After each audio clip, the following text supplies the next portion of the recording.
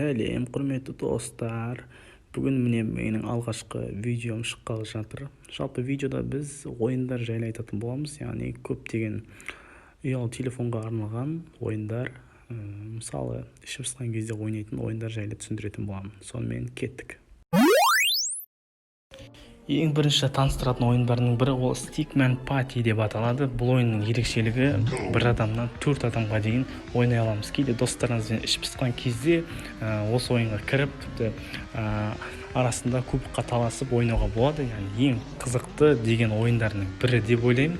Және достарыңыздан бөлек жалғыз қалған кезде боттармен де ойнауға болады. Яғни солармен кубокқа таласып, кубокты жеңуге болады. Және кубокты жеңу үшін бұл ойынның ішіне тағы да көптеген жарыстар енгізілген. Мысалы, бұл көріп тұрғандарыңыздай гонка жүріп жатыр.